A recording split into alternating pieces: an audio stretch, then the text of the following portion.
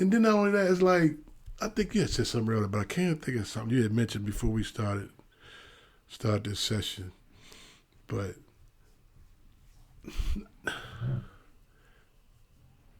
not putting your business all out there. Yeah. You know, hey, you committed somebody. You don't be telling people their business. Mm-hmm. They shouldn't be telling people yours. This commitment is just like loyalty, man. I don't know. I'm running out of words with it right now. It's a heart thing. Yeah. You know. So I'm gonna let you expound a little bit. So I think, well, one, I do think commitment is in so many different facets. Because I guess loyalty is one way. Because I think about people who are committed to a job. You got people who are committed to a person. You got people who are committed to like a hobby that they're interested in.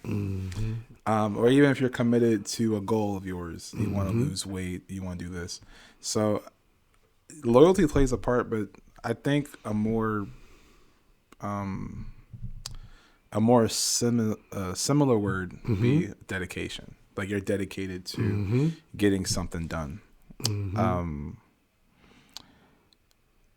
Yeah, and not being deterred. Yeah. Not being what they call when I want to say sideline, but off tracked.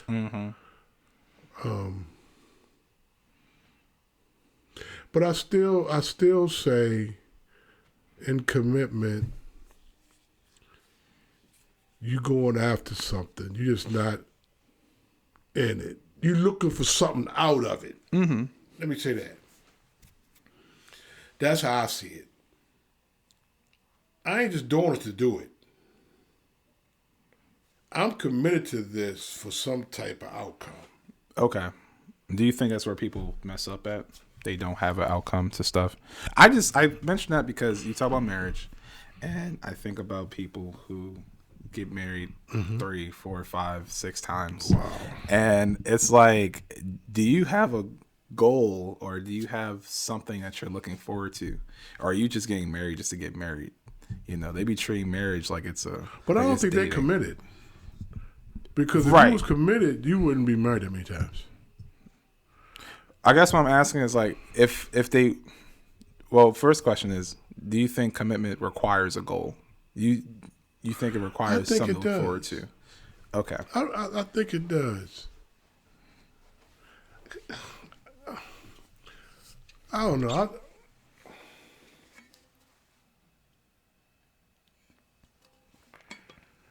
I think it's about. I think a lot of things is a goal in mind. Yeah. Life is a goal in mind. I mean, let's be real.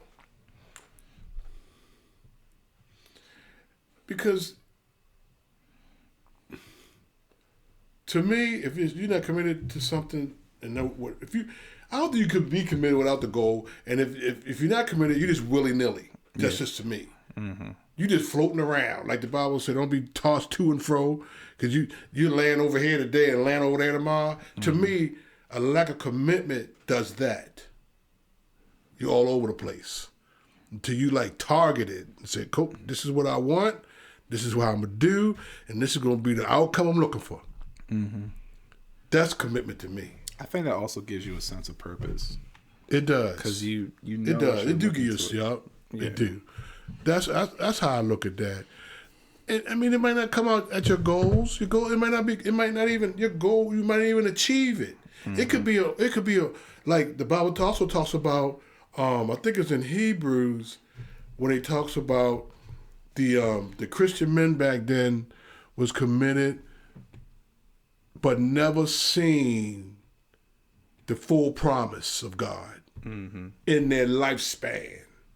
So you may never see what you're committed to. You may not even see it on this earth. You may see it in the afterlife. In heaven, you'll see the commitment that you've made there than you see here. So don't always think because you're committed to something that you're gonna see the end of it. You know, the outcome or whatever you want to call it. But Yeah. so, just it's almost like I talk about to you all the time about the journey. It ain't trying to get from A to B. It's a journey from A to B. Yeah. What are you getting out of the journey? One of the things you're getting out of the journey, you committed to the journey. But you're still looking to get to B though, so that's your goal. Mm-hmm. You know, you might go way over here. You might not do a straight line. 'Cause they said the shortest distance between 2 points is a straight line. You might go way over here, back over.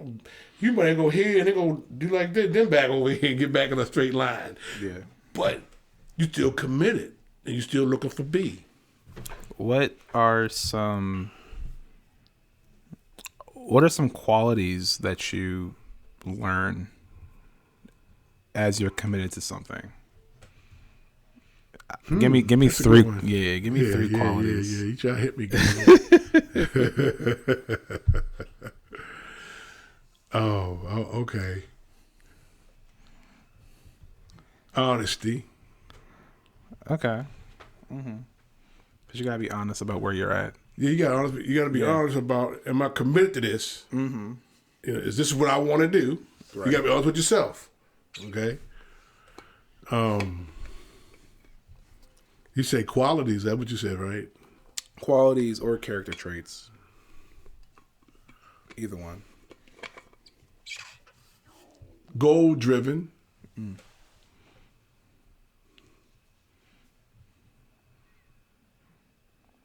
I'm gonna go back to journey. Is this the road that I want to take? Mm-hmm. Go back to, I guess, decision making too. Yeah. Because if I say I'm gonna commit myself to something, I gotta decide: do I want to do this? And I gotta be honest with myself and say, yeah, I do. But I might even say, but. Mm-hmm. But at the same time, I gotta be honest with myself, because if I'm not honest with myself, I ain't doing but fooling myself, and I'm wasting time. Yeah. So the journey is like that focuses me. Mm-hmm. And now I'm on this road. I committed myself. I gotta stick with it. So what would I say?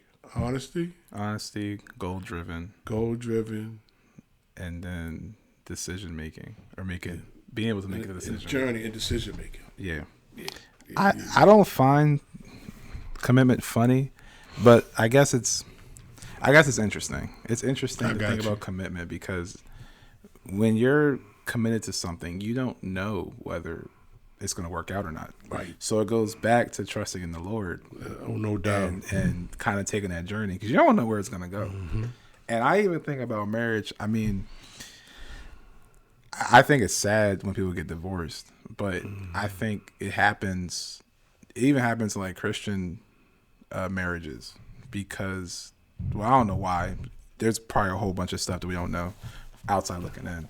But I just find it sad that people get divorced, but it kind of goes back to like you being committed, but you don't know where that might lead. It might lead to divorce. It might not.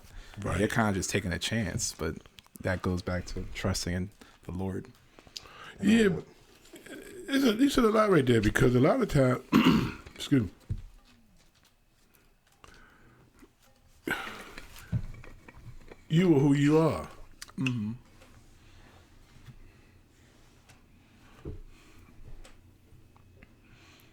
But when it comes to relationships, commitment, you could be committed and they may not be. Mm. And that's something that you can't do. You can't help. You don't have to, put it this way, you don't have no control over that. Yeah. So they decide to say, well, I'm not leaving. Right. I can't I'm force still you. committed. Yeah. That don't change my commitment. You follow what I'm saying? That's not changing my commitment. But maybe she might have been as committed or never committed. So Yeah. when it comes to stuff like that, like divorce or marriage, or it could be vice versa. You could not be committed and she committed. Mm-hmm. So it's like you really can't like that's something you would have to sit down with and find out the real deal. Right. Yeah. With the couple. and see what the deal is on that. You know, to say a person is committed or not. When it comes to that kind, when it comes to relationships and stuff like that, that's like a whole different animal to me than to say I'm committed. Well, I could still be committed, but I mean, say if I'm committed to something, because to me, commitment is like a solo thing. Okay. It's not a team sport to me. It's like, this is who I am. I'm committed to this. That don't mean you got to be. You say you are. You could be. And I hope you are, because we this team, you know. We committed to stick together and play together and win games or whatever. Right. Because the team, he lost commitment. That don't mean I'm losing commitment. So it's personal. Just let me say. Well, even with the personal stuff, I find it interesting because you can be committed to, let's say you're committed to losing 50 pounds. You can be committed to that. And as you're going through that, at the end of the goal, after you lose the 50 pounds, you're like, man, I don't even like how I feel. I don't lost 50 pounds and I feel less, like, let's say like the average weight is 180 and you're sitting at, let's say you're sitting at 220. So you lose 50 pounds, that'd be 170. You're sitting at 170 like, okay, I lost the weight, but I felt better when I was like 215, 200, right? Health-wise, mobility-wise. So I guess even in the solo commitment, you don't even know where that journey might take you. You might change your feelings and how you feel even as you're committed to something. I guess that's what I was trying to say. Because things could change in the commitment journey. Right. Yeah, things could change. Or like you said, once you get to the end of it, if the Lord allow you to fulfill your goal of commit that you committed to, you may not like it at the end. But it all goes back to the journey. That's why I say, don't worry so much about getting to the end. Because you might, like you just said, you might get to the end, don't even like it. Commit yourself to the journey. And then enjoy that.